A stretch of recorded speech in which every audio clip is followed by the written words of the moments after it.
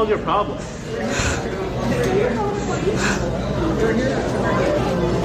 you call the police? Get away. Get away. Go. What's your problem? What's your problem? What's your problem? Can you get away from my wife? Can she stop? I'll punch you. Get away. I'm gonna punch you too. Punch me. Okay. What are you doing? What is she doing? What is she doing? Stop. Stop. Oh my God. Oh my God. Now I'm gonna call the police. Call the police. Call the police. Stop. You're gonna hit that pregnant woman? No. She was so sure she was the victim. One phone call, she thought, and this would all be over in her favor. But when the police arrived, they didn't see what she saw. They saw what actually happened, and what the cameras had captured every second of. In a moment that would be seen by millions, the woman who made the call became the one in handcuffs. Sometimes, justice doesn't just arrive, it arrives with a badge, a body cam, and absolutely no tolerance for what went down that day. A couple of words with you real quick, okay? Sure. Okay. So here's the situation, okay? So, yesterday you had an incident in Panera, correct? Right. Okay. So, due to that, there are charges for battery that are placed against you, okay? Against me? Against you, okay? So, what I'm going to have to do is I'm going to have to place you under arrest for battery. That being said, I would be more than happy to read your Miranda rights now before I do any other further questioning. Are you good with discussing this in front of your husband? Of course. Okay, all right, okay. You're trying to arrest me? So, the person that you made contact with yesterday... Did you know what he did to me? I watched the video, because there's videos of it, okay? Right. There's videos of it, and then we also have video footage of the female manager who had video recording inside the Panera, okay? So, per their manager, and per the video that we watched, okay, it shows you as the initial aggressor, okay? I didn't do anything. I just stepped in front of me, and I said, well, I don't like what you're wearing. Okay. So again, we have more than, we'll be going back to the PD, and we'll have a further discussion on it, okay? But if you don't want to speak further, I can read your Miranda rights now. And then we can do it again at the PD. If you don't want to give any further statement on it now, that's fine, but... Can you say what actually happened or what the video shows? So the video shows an altercation between your wife and a male party who is in between his wife, who was recording your wife due to her actions that happened at the Panera. No, her wife was recording Recording me. you, yes. So I said stop recording because I'm talking to him. I didn't attack her. I didn't have any. I didn't even see her. Did you attempt to grab the phone? Yes. Okay. So she's allowed to record you. It's a public area. So it's unfortunate as it is, you're allowed to record people at a public area. Okay? So you can't be grabbing people's phones. Okay? I didn't. I understand. Okay? So again, just for the sake of everything right now, I'm gonna read you your Miranda rights. Okay? After that, we are gonna be placing you under arrest for battery. Okay? Well, what do you mean?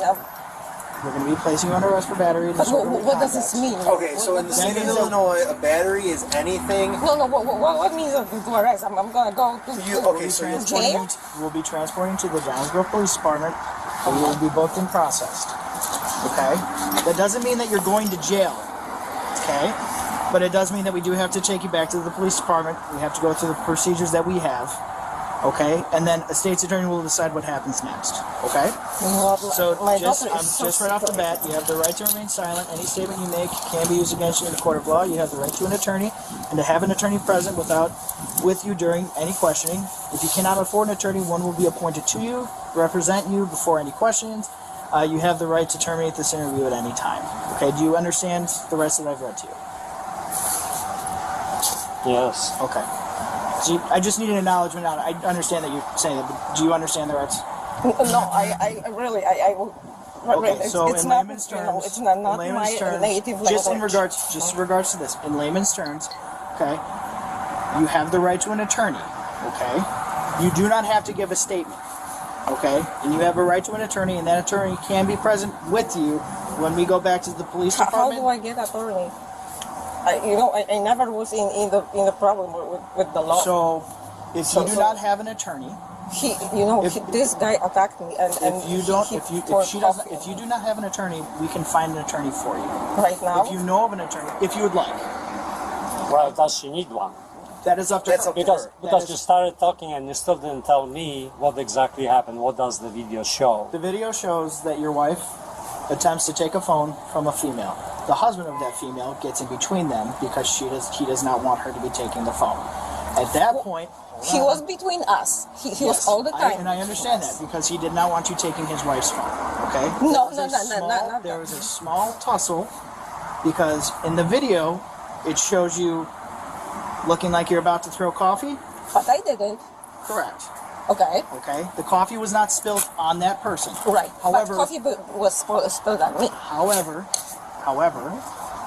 after you had the tussle with the coffee, you made contact with the left side of his face. You swung at his face. He did because he threatened me. Did she show you that? He said, I'm gonna hit you. I'm gonna hit you. I'm gonna hit you. You said several times that you were going to hit him. No, I'm gonna hit you. Okay. So again, that's essentially what happened. She made contact with the left side of his face. Okay. No, After that, I want to see that video because I was so nervous that I just don't believe it. And that's fine. You have a right to see that video. I'm just telling you from what we've watched, that is what happened. Okay? And the video and the manager of the Panera who reviewed their video footage informed me that you were the one that started the altercation between the two. Okay? So again, my main question at this point, because I read you your rights, I want to make sure that you understand. Here, just for sake of transparency, I have the video. This is on social media. This is on an app called Reddit. Okay? So this is just from the beginning of what they did. The phone. I want to take the phone. See? Oh my God! Because he poured coffee on me.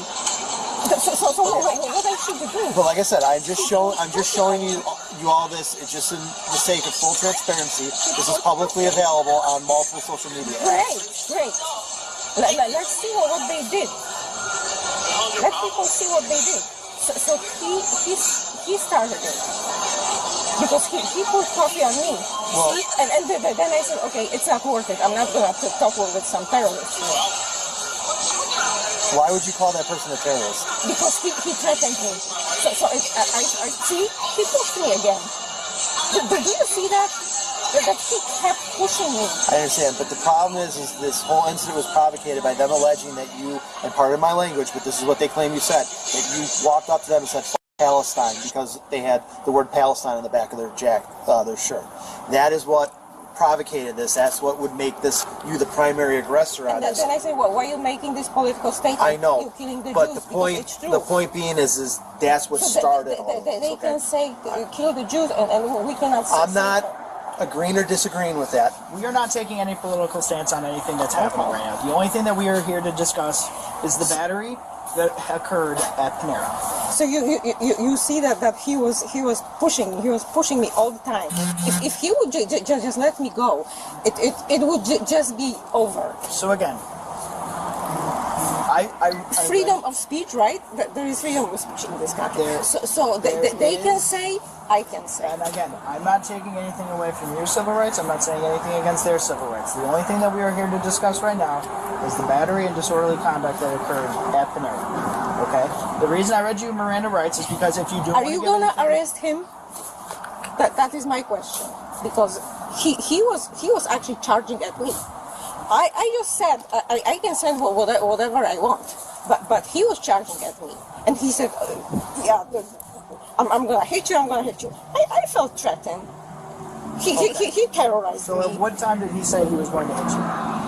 Because if it was during that video... Oh, I'm sure she got rid of this. I was wondering if that's why I didn't want her. So did that occur prior to you pointing at them and saying what you said? Or did it happen after the fact, in between? After at some point we were already, like in disagreement. So I just,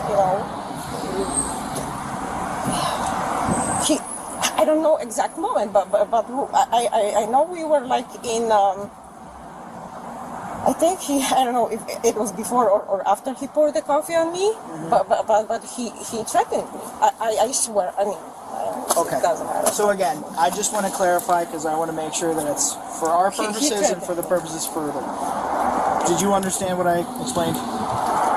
Okay. Can you explain it to her so that way she would understand it? Well, don't say anything anymore. He read you the rights, that you have the right to the attorney and you don't have to say anything, whether you'll be guilty or not guilty, or you don't have to say anything, okay? Because they're gonna use everything against you. Injustice. Well, it is injustice, obviously, but that's how they do stuff. So, again, I've read you your Miranda rights. I will do so again once we get back to the police department, okay? At this time, though, okay, whatever belongings that you do not want coming with you, I suggest you leave with your husband. We will then have to place you under arrest, and we will be taking you back to the police department. Can I go with her, or you can go to the PD. You can't go with her in one of our squad cars, but you're more than welcome to go to the station. You would just have to drive there yourself. We can't take you in the squad car. Oh, I always wanted to. Where is the police So station? it's at 850 Curtis in Downers Grove. Do you know where downtown Downers Grove is? Kind of. Yeah. Best way to get there is you're going to take Fairview north, okay, and then you're going to take a left-hand turn onto Maple, and you will take Maple until Belden. I'm freaking hungry. I need to drink something. I mean, it's ridiculous. I can't. And then Belden will tee into Curtis, and you'll see our new building. You'll see. I mean, guys, do you see what Can she get ready? At least you guys can go inside the house. It's not like you need to surround the house or anything. We have no intentions of like surrounding the house. That's why I said if there's anything that she needs to leave with you, she's more than welcome to. Okay. Well, I'm gonna go after you. But unfortunately, at this point right now, she's being detained and eventually going to be arrested, so she cannot leave where we're at. That's my point. She can go to the bathroom. That's why I said you guys can go to the She can house. go to the washroom as soon as we get to the station. Yes, we have facilities at the station that she is more than welcome to use. Okay. And if she is thirsty, we have water. We'll provide her with water. If she would like a snack, we can provide her with a snack. We're not just going to let her go to the PD and then let her starve and be dehydrated. If she would like water, we can get her water. If she would like something to eat, we can get her a snack to eat. Okay? So that's what I'm saying. If there's anything that she doesn't want brought there, she can leave it with you, and then we will place her under arrest. We'll take her back to the police department, and then you can follow us to the police department, or you can meet us there.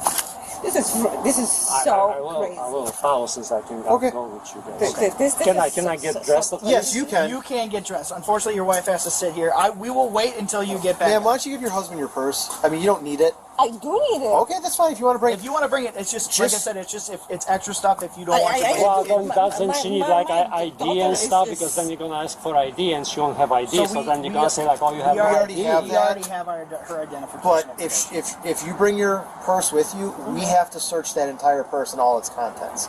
So I'm That's just why trying to we- help with your privacy. So if you don't want us to go inside your purse, You can bring your wallet and your Yes. phone if you want. That's fine. it's just and then leave the rest it's of the per purse. our policy at the department. If she brings a bag, we So, have to search so the people basically copied the license plate. That's how this thing started. I mean, how did they know her name and address and everything? And suddenly 4 cops show up here.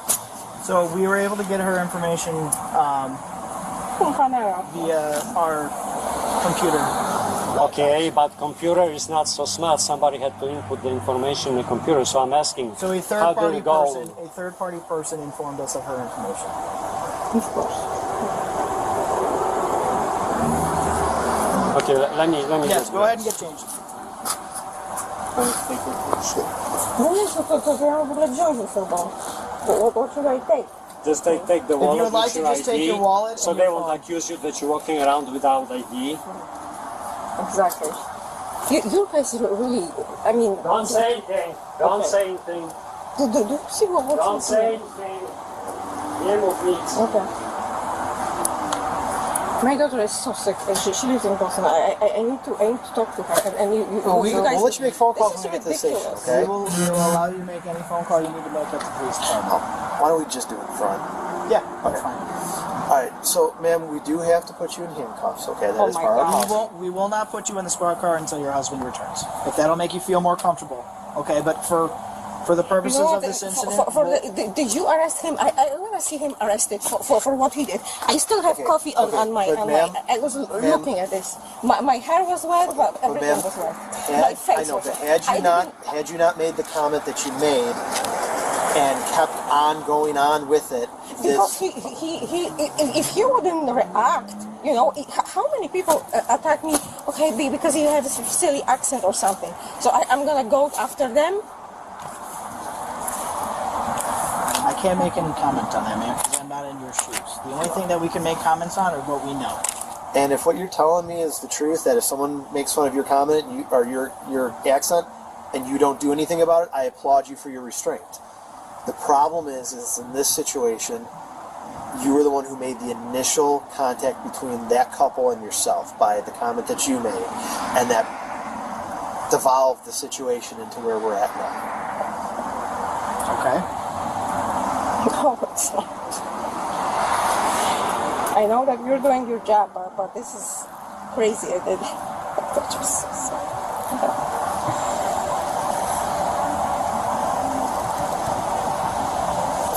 Do I look like a offender or something? I just go after my life, people. Wait, I mean, there's so much, you know, wrong going on in the world, and the people who are really attacking others. And I just because I made some comment and he reacted. He actually reacted. Okay, he could say, I don't know. He just, you know. Again, unfortunately, ma'am, just due to the circumstances of this, all right, because you have been identified as the main aggressor in this situation, and you attempting to grab his wife's phone out of his. It started the way these things often do, with a quiet afternoon that had no business becoming national news. Marcus Webb was doing what he did every Saturday. He was in his neighborhood, the one he'd lived in for 11 years, the one where he knew the mailman by name and coached youth basketball 2 blocks away. He was doing absolutely nothing wrong. But to Diane Coulter, his presence alone was apparently cause for alarm. Diane had moved into the neighborhood 18 months prior. By most accounts from neighbors, she'd made it her personal mission to monitor the comings and goings of people she deemed, in her own words, captured later on video, as not belonging here. She had called the non-emergency police line 4 times in the past year. Each call had resulted in officers finding no issue whatsoever. This would be call number 5. Marcus had parked his car in front of his own home and was unloading groceries when Diane approached him. She didn't introduce herself. She didn't ask a question. She pointed at him and said simply, "I'm calling the police." Marcus, who had navigated situations like this before with the kind of exhausting familiarity that many black men in America know all too well, stayed calm. He told her his name. He told her his address. He told her he lived there. He'd lived there longer than she had. Diane made the call anyway. What she didn't know, what she couldn't have anticipated, was that Marcus had already hit record on his phone the moment she walked toward him. He'd learned that lesson a long time ago. He kept filming, kept his voice level, kept unloading his groceries and waited. The officers arrived within 7 minutes. 2 of them. And here is where Diane's plan began to unravel in real time. Because the officers didn't look past Marcus to address Diane. They looked at Marcus first and asked if everything was okay. Diane interjected immediately. She told them this man had been lurking. She told them he'd been watching the neighborhood. She told them something felt wrong. The officers asked Marcus for ID. He provided it calmly. One officer ran his information while the other asked Diane a series of follow-up questions. Questions she clearly hadn't prepared for. Had he threatened her? No. Had he trespassed? No. Had he damaged any property? No. Had he spoken to her at all before she called? No. The officer looked at the address on Marcus's ID. Looked at the house behind him. Looked at Diane. "Ma'am, this is his residence." Diane doubled down.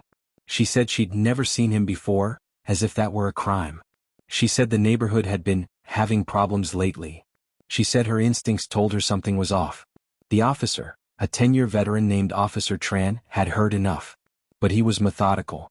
He asked Marcus if he'd like to share the video he'd been recording.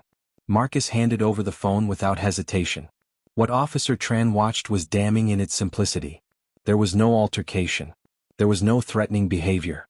There was a man unloading groceries while a neighbor walked up and announced, unprompted, that she was calling the police on him, before he had said or done a single thing.